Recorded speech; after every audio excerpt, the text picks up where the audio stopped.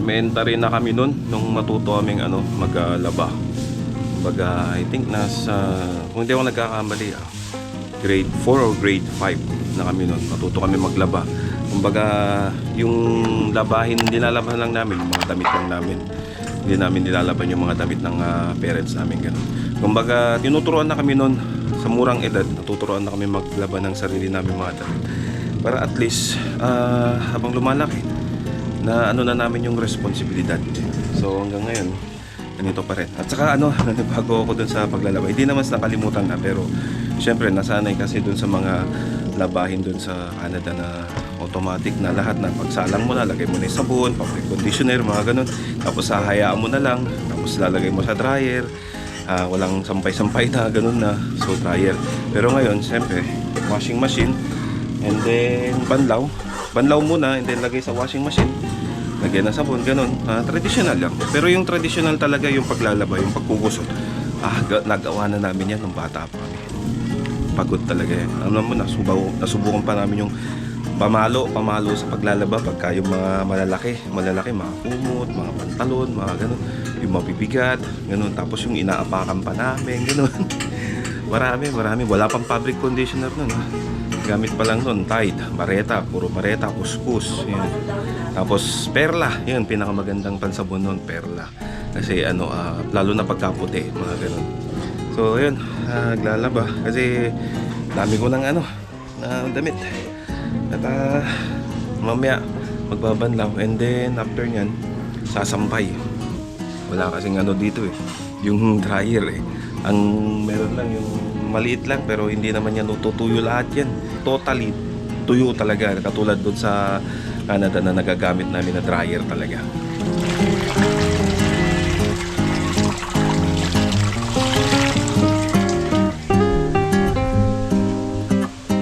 Alam niyo, sa totoo lang, parang ngayon lang nakatikim ng mabuting laba yung mga damit ko.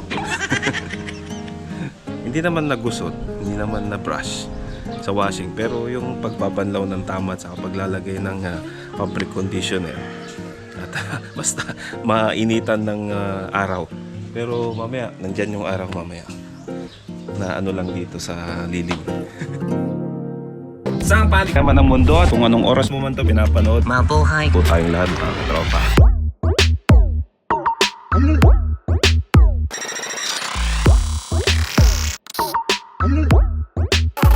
Grabeng ganda. Goodbye, Canada.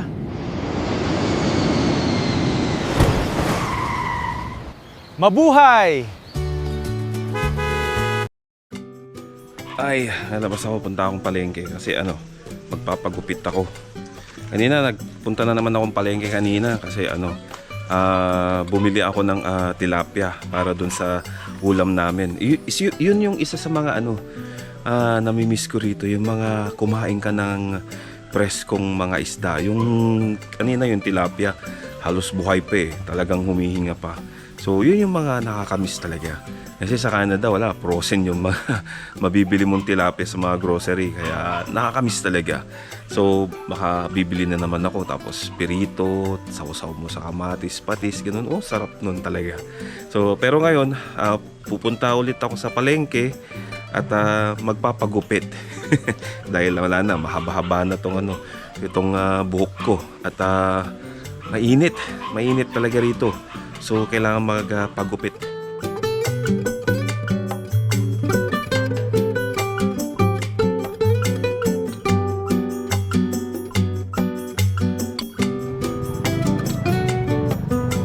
Hindi ko alam kung magkano na yung pagupit ngayon, pero malalaman natin. Kasi dati nung hindi pa ako nakakapuntang Canada, gupit nun 50. Pero alamin natin ngayon kung magkano. Ay, maghanap pa tayo, punuan dito. So kasi kailangan tayong may tatlo pang nag-aantay, tapos meron pang isa. Pero hindi ko alam, nakalimutan kong tanongin kung magkano pala yung pagupit. So nakahanap din ako ng available na magpapagupit ng madalian. At magkano yung gupit? 100 ang gupit. Tingnan natin kung ano magiging. So yun na, gugupitan na.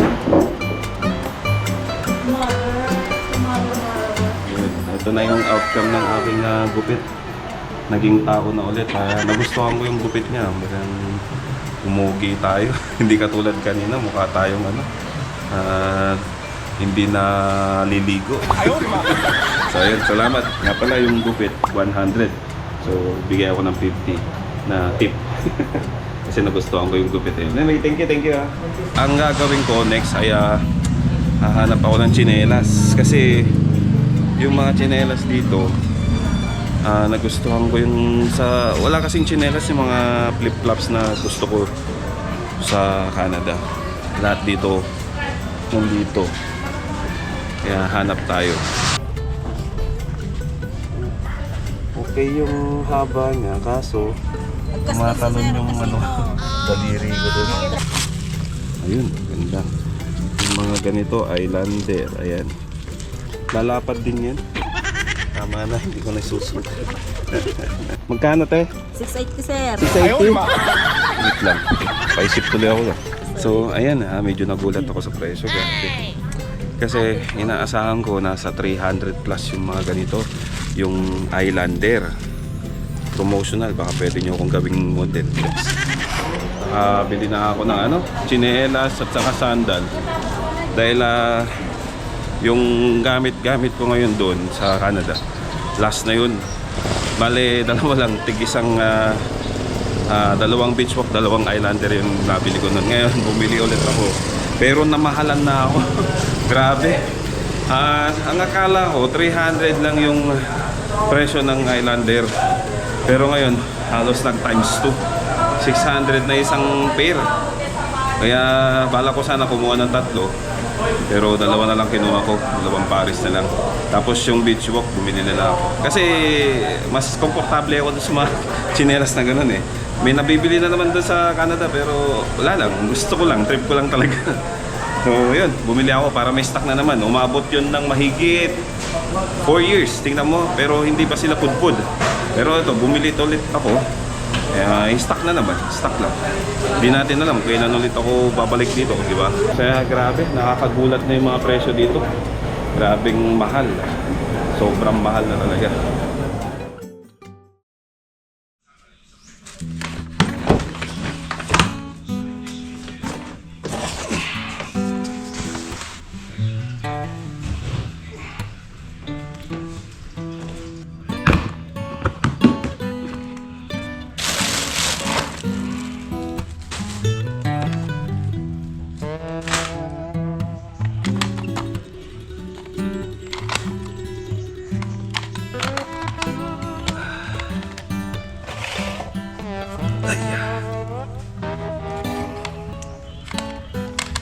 Alam nyo, may mga nagawa na akong video doon dati na itong mga gamit ko na to parang naipon lang, magiging malaking pera sana. Pero alam nyo, napag-isip ko sa dami ng mga tapes ko na to noong kabataan ko at naipon, hindi ko tinapon, nakasave lang dito. I think malaki na halaga ng mga ganito ngayon. Pero mabebenta to sa mga kolektor. Dami dito. Daming tapes. Alamid. Ewan ko yung mga kabataan ngayon kung alam pa nila itong mga ganitong tapes eh.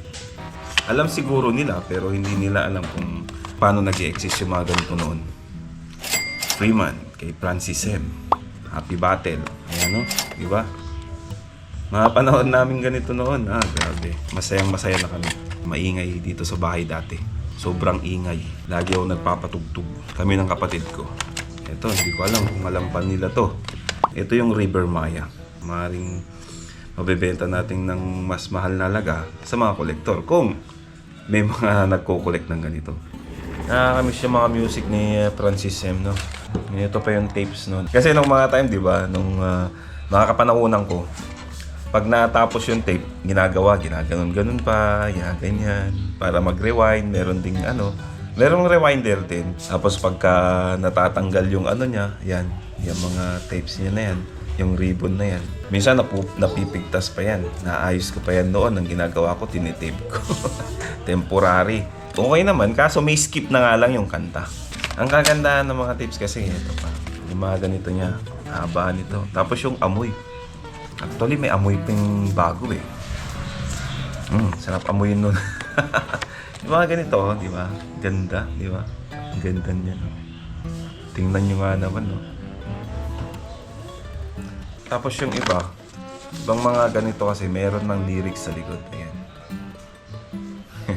Wala nga lang chords. Pakarami ko pang song hits noon. Kaso nagkawalaan na dahil sa anay. Nakita nyo naman yung video namin na lininis namin yung kwarto kasi punong-puno ng anay. Wala na, pinahayan na ng anay itong bahay eh. Kaya sayang. So, ganun na nangyari. Yung sa cabinet na yun, inanay, kasira. Dami kong tapes nun. Hiniram, hindi na bumalik. Kaya, napakasayang. Mahal pa ng tapes na ganito noon. Ang isa nito, I think, tulad dito, Eraserheads. Natin 99. Ayan. Ang mahal kaya ng mga tapes noon, eto may presyo pa. 140 pesos. Yung 140 pesos noon, malaking halaga na yun.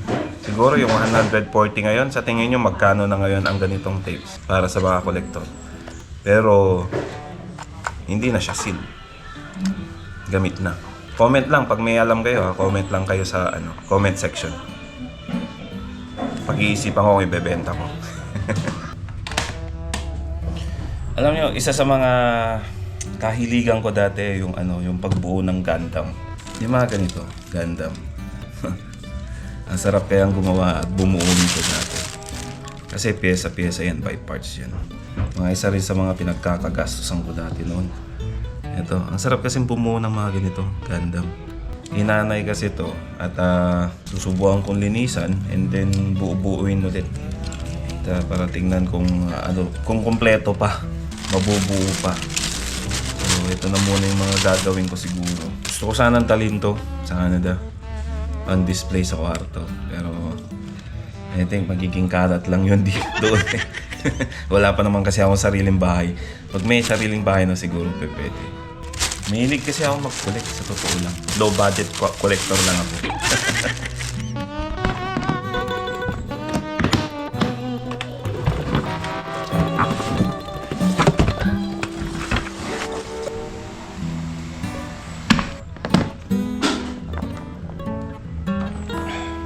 CDs na kinolect ko. Pero, ayun na. Mga pirated nga lang. Walang pambili eh. Masyadong mahal. Meron pa tayong dito. Coldplay. Yan. Actually, nabibili ko lang to dati sa sa Recto, tsaka Quiapo, Divisoria, mga ganun. Dati kasi nag-i-skateboard ako. Pupuntahan ko yung mga tropang nag-i-skateboard doon. Kung meron pa akong mga kilala doon, papamigay ko na lang sa kanila. Para mabawasan yung mga mga kalat dito. Problema lang kung gusto nila. Kasi mga na sila, mga digital ni. Download na lang. Parang, ewan ko kung kakailanganin pa nila yung mga ganito. Bahala na, depende kung magustuhan nila.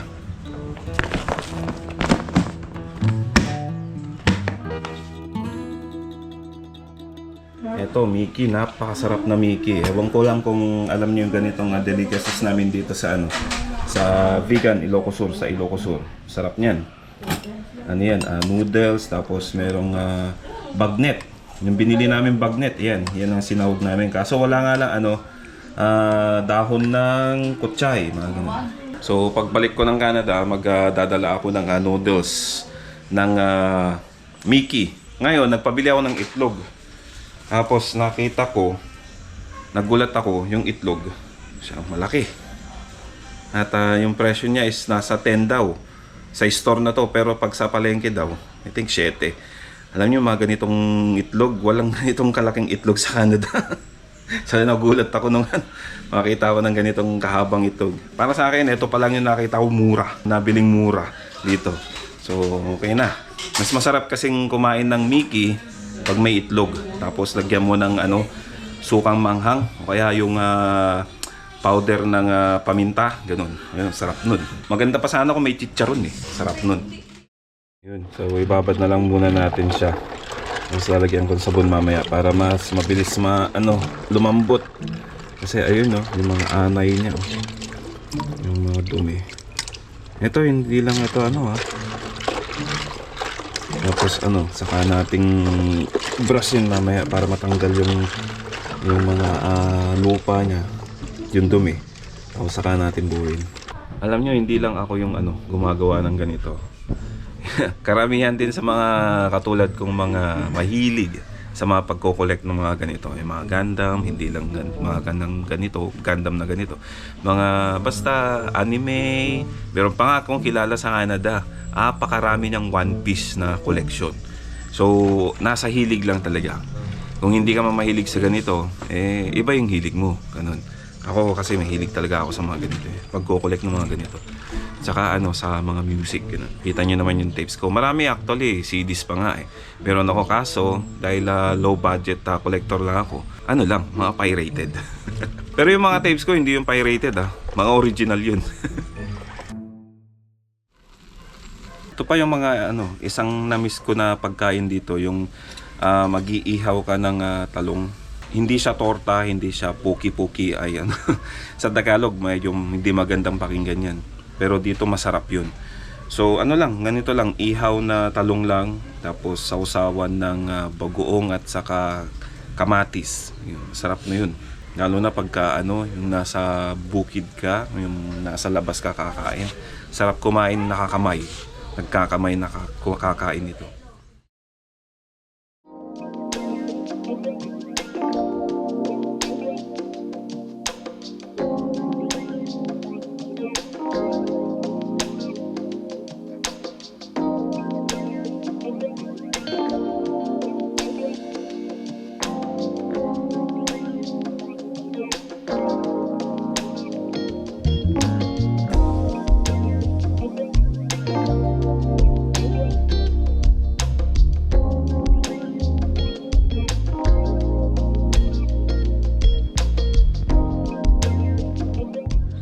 Araw na naman ang lumipas at kagabi nga pala nag-video ako nung blood moon.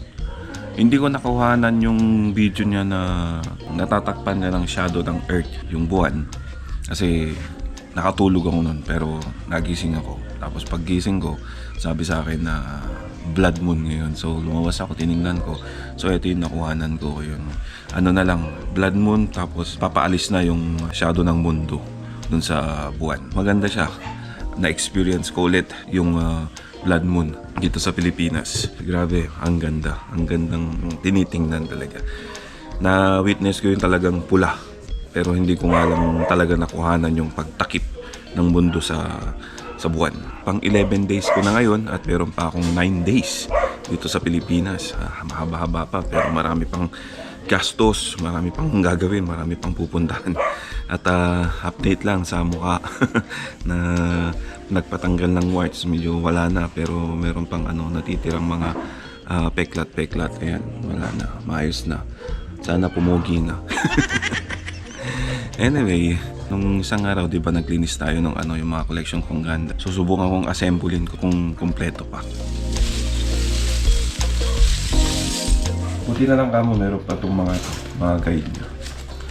Ito, ang mga guide niya na to. Pero yung iba, nakain na ng anay. Yan o.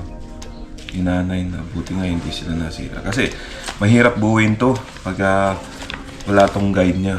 Katulad niyan, yung mga parts. At kung paano mo sila i-assemble. Ayan. Ganda dito mga to. So sana mabuo ko pa.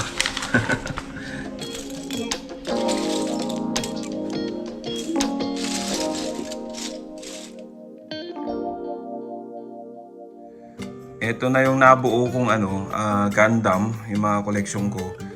Pero may isang kulang Lahat sila 12, tapos yung isang kulang 13, hindi ko alam kung nasan na yun.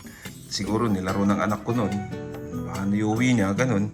Pero may kulang na siya. Kumbaga, nagkulang-kulang na ng ibang parts. Tapos yung iba, nabali. So papabili ako ng Mighty Band and then ididikit ko na lang. May mga kulang siya katulad ng kamay, nawala na yung takip ng kamay, yung sa shoulder, tapos may mga nabali na, yung ibang parts niya nawala na rin. Kaya Sayang.